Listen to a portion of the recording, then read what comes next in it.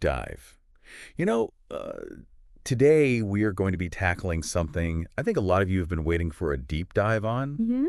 Object-oriented system development, or as the cool kids call it, OSD.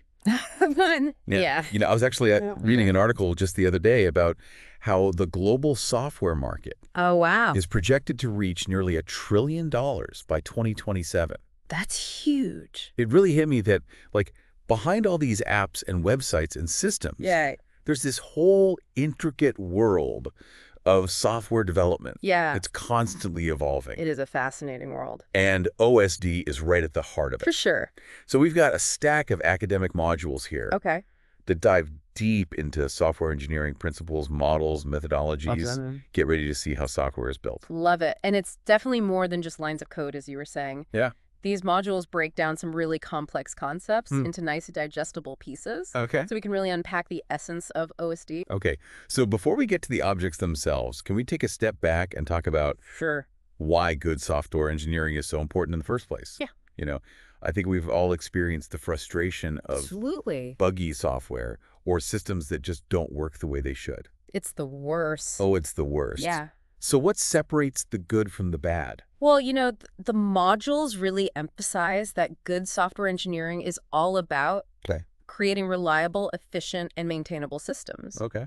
And, you know, think about it. Software's everywhere. Yeah, it really is. From controlling critical infrastructure to powering our smartphones, it's become the backbone of our modern world. So what separates the good software from the kind that makes us want to chuck our laptops out the window? Right. You know. Yeah, the good software should be like a well-oiled machine. Okay. So, you know, the modules highlight characteristics like reliability, meaning it consistently performs as expected. Makes sense. Efficiency is key, too. Right. It should use resources like memory and processing power wisely. Okay. Usability is crucial. Yeah. You know, no one wants to wrestle with a clunky interface. And then there's maintainability, being able to easily modify and update the software as needs change. That makes a lot of sense. It's like building a house. You want it to be structurally sound, Yes. energy efficient, and easy to renovate down the line. Exactly. Yeah. And one of the key principles of good software engineering is understanding that software fails differently than hardware. Oh, okay. Interesting. How so? So hardware tends to follow what's called the bathtub curve. The bathtub curve. Have you heard of that? I don't think so. So it's high failure rates early on due to manufacturing defects. Okay. Then a period of stability, and then increasing failures as things wear out over time. Okay, that makes sense. So like your refrigerator or whatever. Right. But software doesn't really wear out in the same way. Yeah, that's true. You don't have like bits getting rusty or anything. Yeah. Right. Yeah. So software failures are often concentrated in the initial phases Okay. due to bugs and design flaws. Mm-hmm. Once those are ironed out, the failure rate stabilizes. Okay. But as these modules point out, software can deteriorate over time Oh, really? because of things like updates, Oh, okay. changing requirements, or just poor maintenance practices. Gotcha. So good software engineering practices are crucial throughout the entire life cycle of the software, not just in the initial coding phase. 100%, yes. Okay. And that brings us to the different models or approaches that guide the software development process. Okay.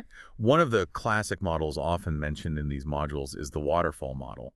Okay, I've heard that one. Yeah. Yeah, it's like a step-by-step process, right? Right. The waterfall model emphasizes a linear sequence of phases: Okay. communication, planning, modeling, construction, and deployment. Okay. Each phase flows into the next, just like a waterfall cascading down levels. Okay. Now, one of the strengths of this model Is its emphasis on thorough documentation at each stage. sounds very organized and structured. It is. Is that one of its main advantages? Yes. The waterfall model is great for projects with very clear and stable requirements. Okay. If you know exactly what you need to build from the outset, and it's unlikely to change, this model can work well. Yep. But there's a catch. Here's where it gets interesting. Exactly. The rigidity of the waterfall model Okay. can become a liability. How so? When you have evolving requirements or unexpected challenges. Okay. Imagine discovering a design flaw late in the process. Oh.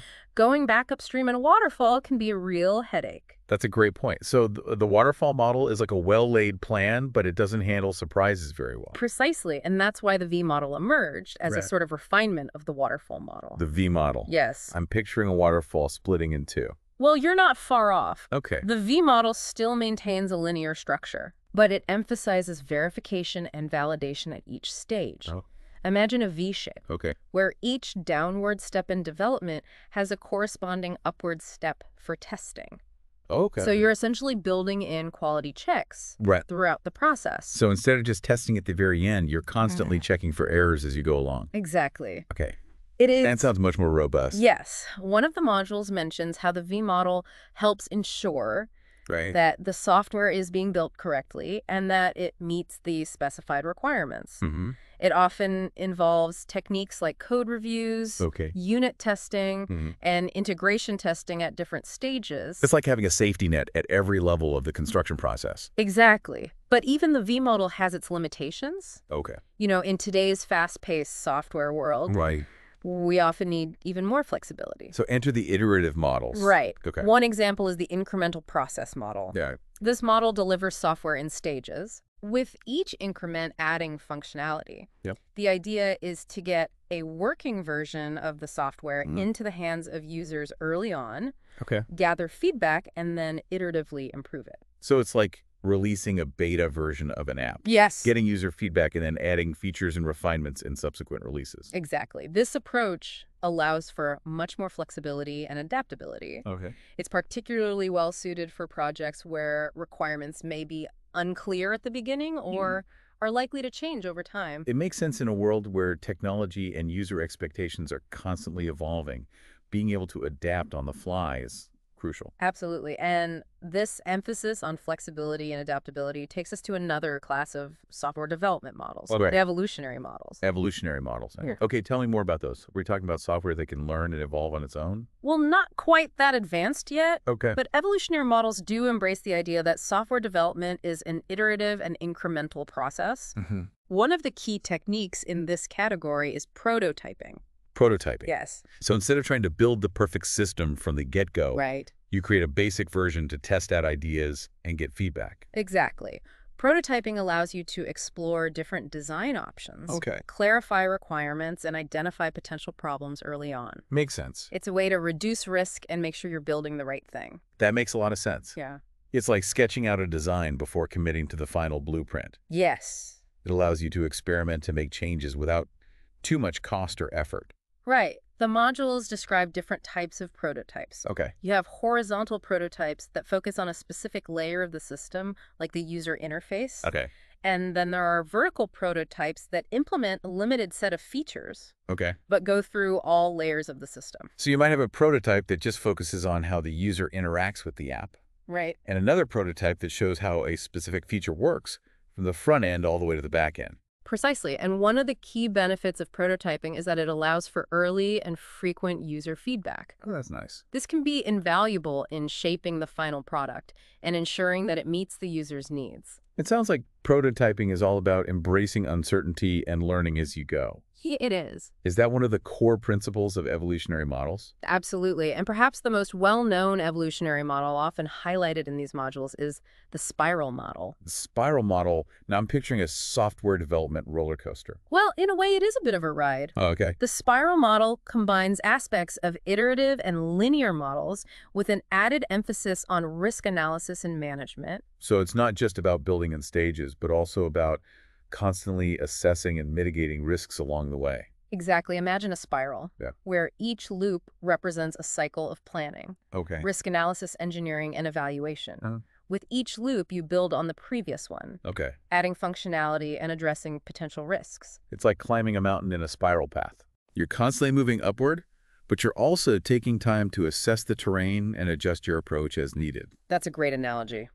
The spiral model is often favored for large, complex projects where risk management is critical. It allows for flexibility and adaptability while still maintaining a structured approach. This is really fascinating. We've gone from waterfalls to spirals. Yeah, it's been quite the journey. And now I'm curious about what other twists and turns await us in the world of software development models. Well, there's one more model we should touch on before we dive into the specifics of object-oriented development. Okay, hit me with it.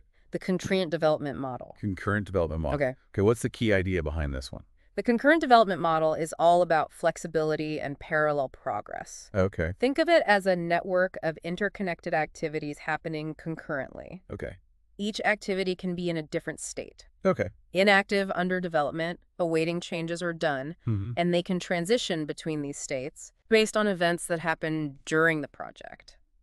So it's not a linear process. Right. But more like a dynamic web of interconnected tasks. Exactly. This model is particularly well suited for projects where different teams are working on different aspects of the system simultaneously. It makes sense. In a complex software project, you might have teams working on the user interface, Right. the database, and the back-end logic all at the same time. Precisely. And the concurrent development model provides a framework for managing those parallel activities. Okay. And ensuring that everything comes together smoothly in the end. This is incredibly insightful. We've covered a lot of ground with these different software development models. Yeah. And it seems like choosing the right model for a specific project is crucial. Absolutely. And it's not just about the model itself. It's about understanding the principles behind each model and adapting them to the specific needs of the project. Makes sense. So we've talked about the foundations of software engineering. Right. And explored various approaches to the development process. But now I'm eager to dive into the heart of the matter. Okay, let's go. Object-oriented system development. All right. What makes this approach so special?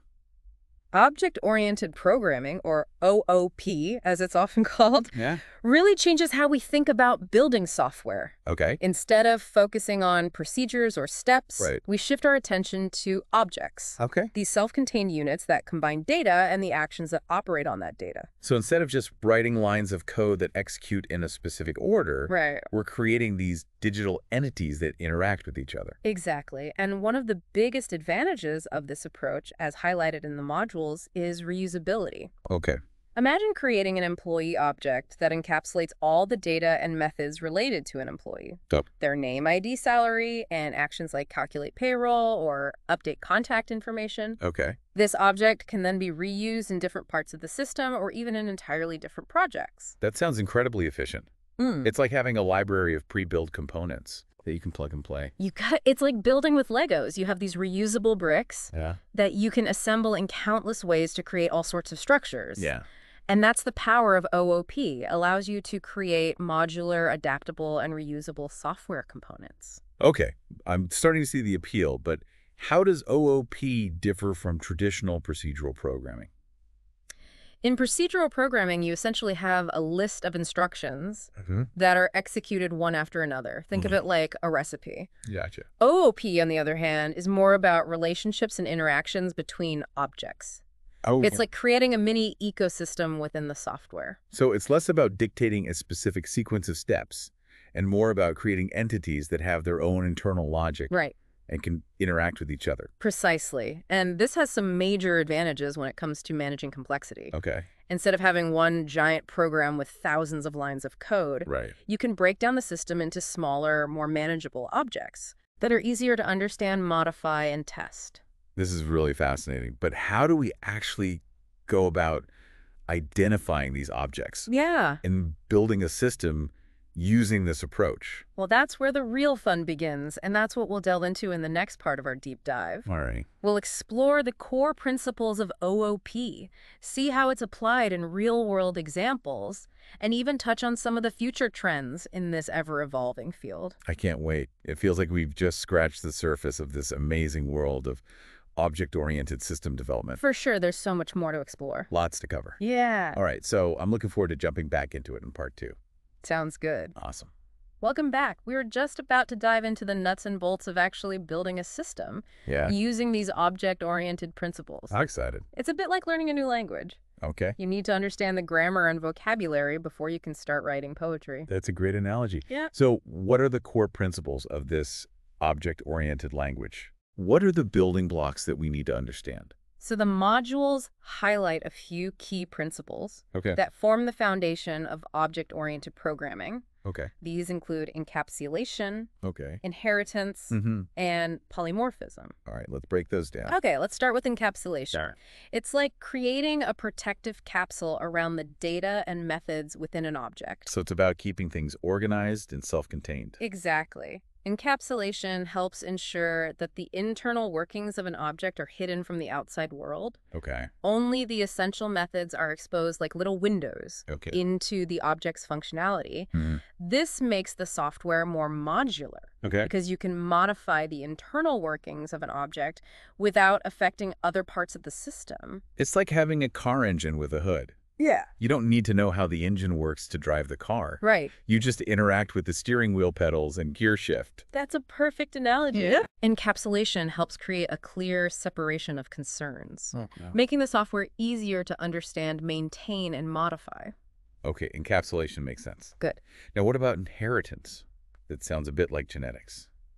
Well, in a way, inheritance allows you to create new objects that inherit properties and behaviors from existing ones. It's like creating a family tree of objects. So you might have a vehicle object with general properties like wheels and an engine. Yeah. And then you can create more specialized objects like car or motorcycle that inherit those properties, but also add their own unique features. Exactly. Inheritance promotes code reuse and reduces redundancy. You don't have to write the same code over and over again for each type of vehicle. Makes sense. You just define the common features once in the parent object.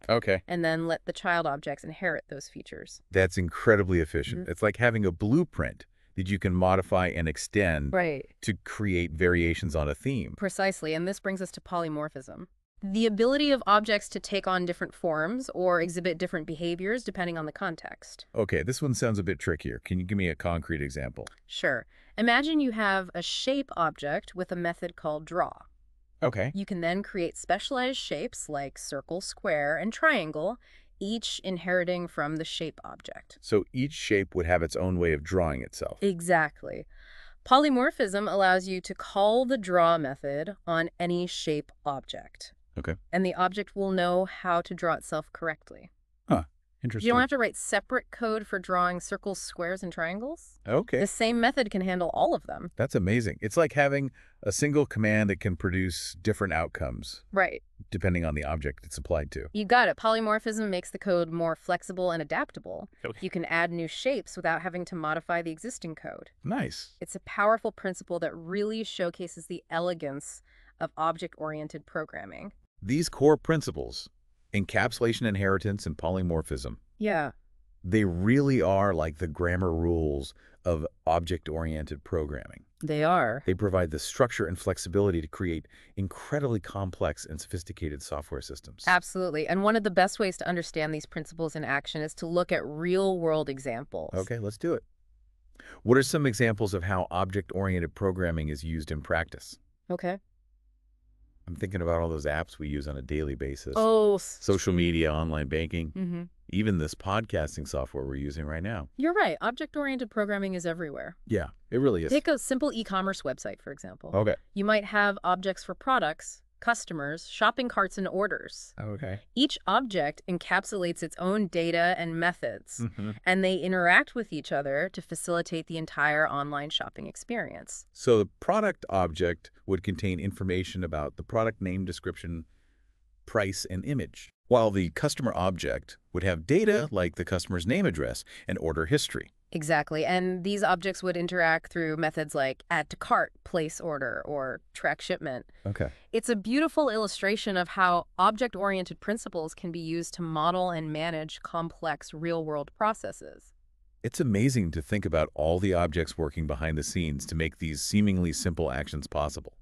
It is, and the beauty of object-oriented programming is that it allows us to break down complex systems into manageable chunks that are easier to understand, modify, and maintain. So it's not just about efficiency, but also about creating software that is more robust and less prone to errors. Absolutely. The modularity and reusability of object-oriented programming lead to more reliable and maintainable software. Changes can be made to individual objects without affecting the entire system, and testing becomes more focused and efficient. This is incredibly insightful. It really feels like object-oriented programming has revolutionized the way we think about software development. I think so too. But I'm curious, are there any drawbacks or limitations to this approach? That's a good question. I mean, no approach is perfect, right? They're right. There's no silver bullet in software development. Yeah.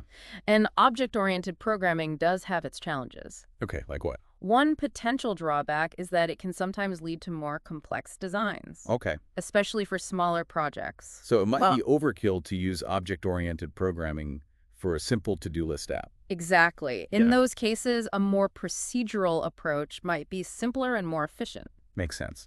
And there's also a learning curve involved. Object-oriented concepts can be a bit abstract at first. Okay. And it takes time and practice to master this way of thinking. That makes sense, but it seems like the benefits of object-oriented programming, right, especially for larger and more complex systems, outweigh the challenges. Absolutely. And the software industry has clearly embraced this approach. Yeah. The vast majority of modern software applications are built using object-oriented principles. That's a testament to its power and versatility. Yes. And speaking of the future, yes, I'm curious about what's on the horizon for object-oriented programming. What are some of the emerging trends that are shaping this field? The field of software development is constantly evolving. Right. And object-oriented programming is no exception.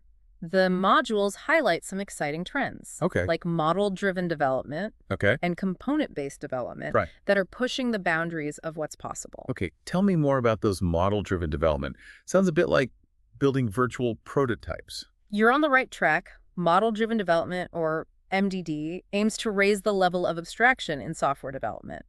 Instead of writing code directly, developers create models of the system. Using visual languages or specialized tools. So it's like creating a blueprint of the software before writing any actual code. Exactly.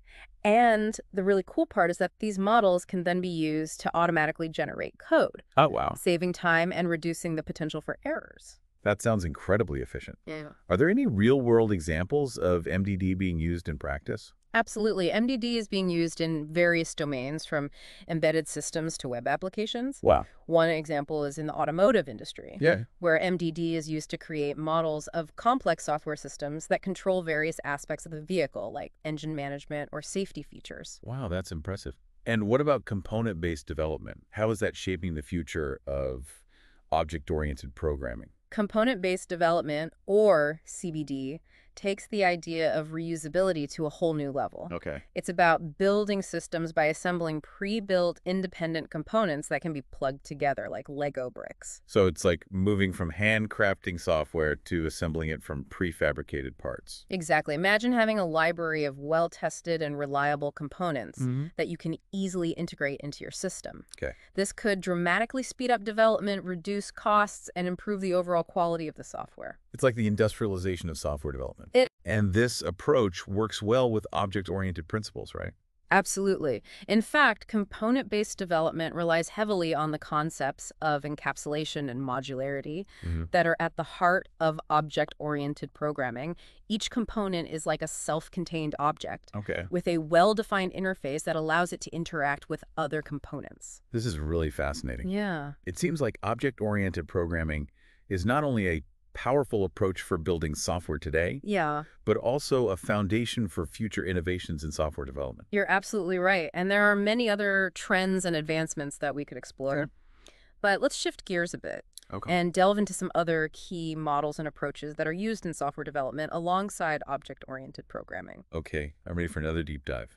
Yeah. What else do we need to know about the landscape of software development models? One important model that's often mentioned in these modules is the component-based development model.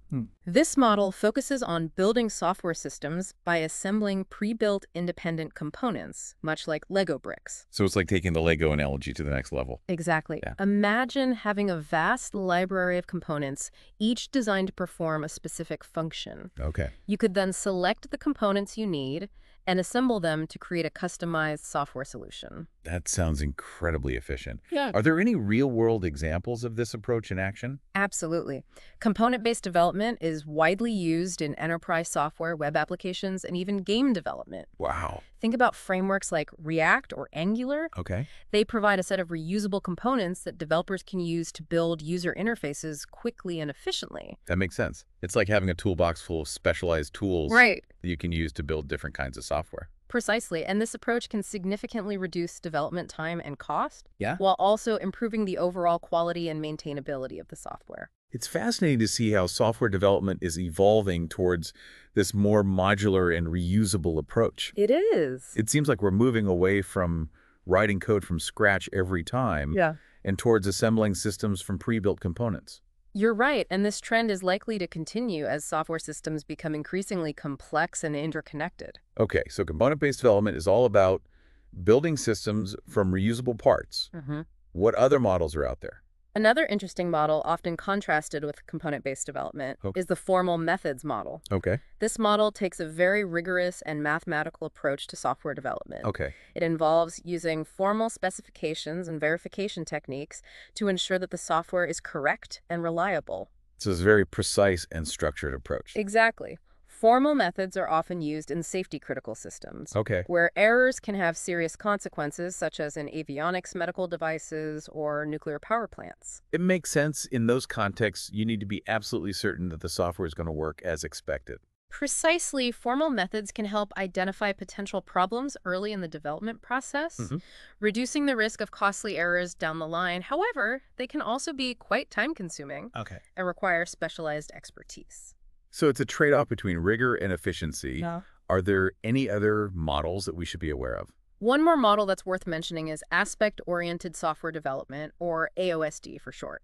This model addresses a common challenge in software development, dealing with cross-cutting concerns. Cross-cutting concerns, what are those? Imagine you're building a banking application.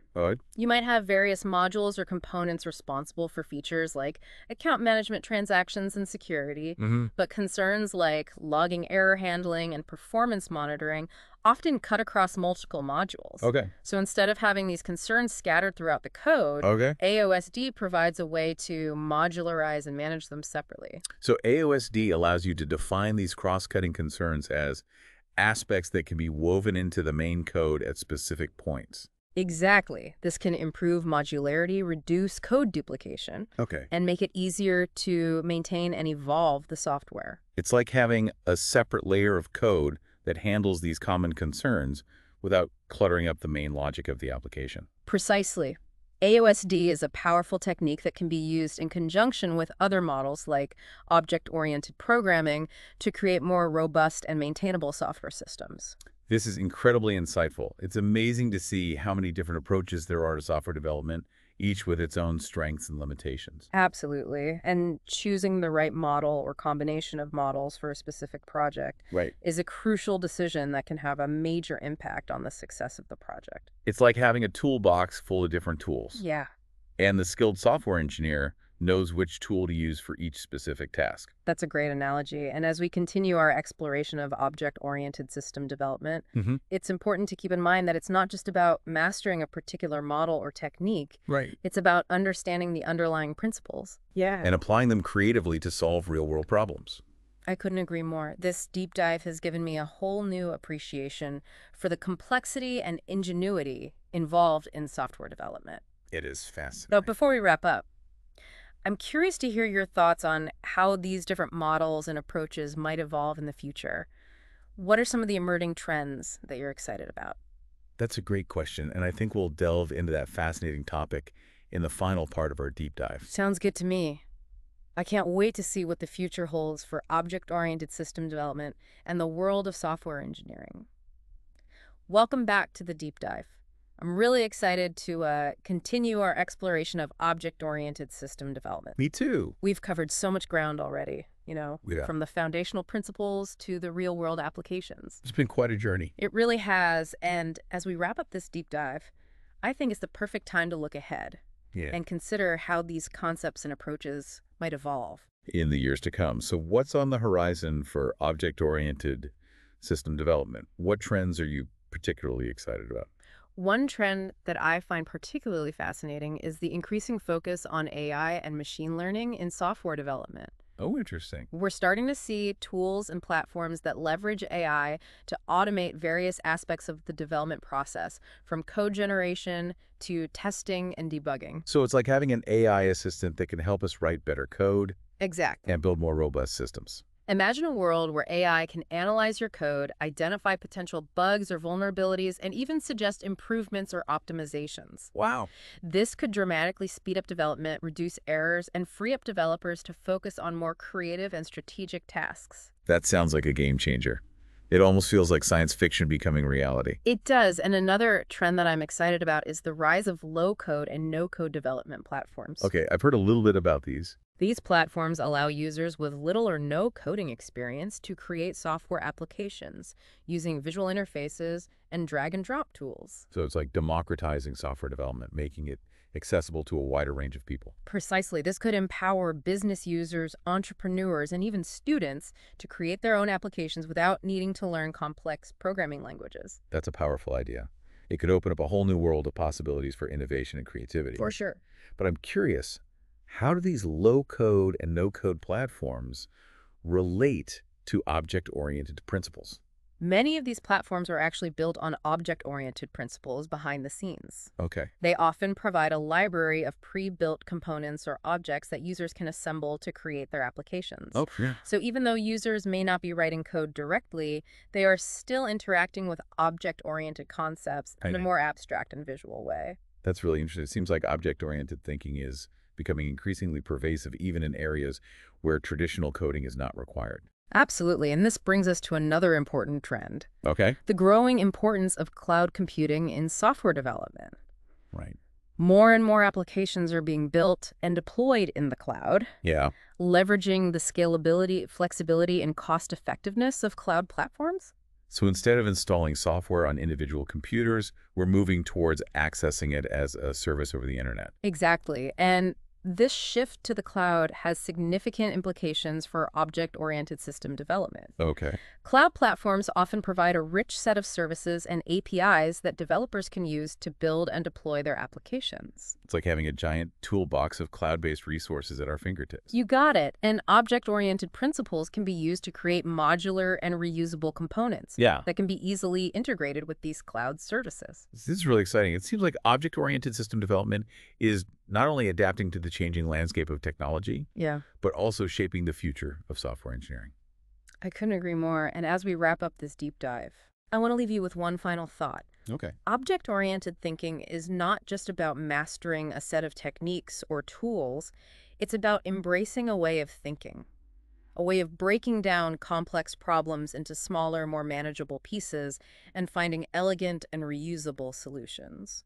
That's a powerful message, and it's something that we can apply not only to software development, but to many other areas of our lives as well. Absolutely. So as you continue to explore the world of technology and innovation, keep in mind the lessons we've learned from object-oriented system development. Think about how you can apply these principles to solve problems, create value, and make a difference in the world. Thank you so much for sharing your insights and expertise. This deep dive has been an incredible journey. It has. And I feel like I've gained a whole new understanding of object-oriented system development. Good. And its impact on the world of software engineering. It's been my pleasure, and I encourage everyone to keep learning, keep exploring, and keep pushing the boundaries of what's possible. The world of software development is constantly evolving, and there are always new and exciting challenges to tackle. That's a great note to end on. And with that, we wrap up this deep dive into object-oriented system development. Awesome. We hope you've enjoyed the journey and learned something new along the way. Thanks for joining us. Thanks for having me. Until next time, keep diving deep.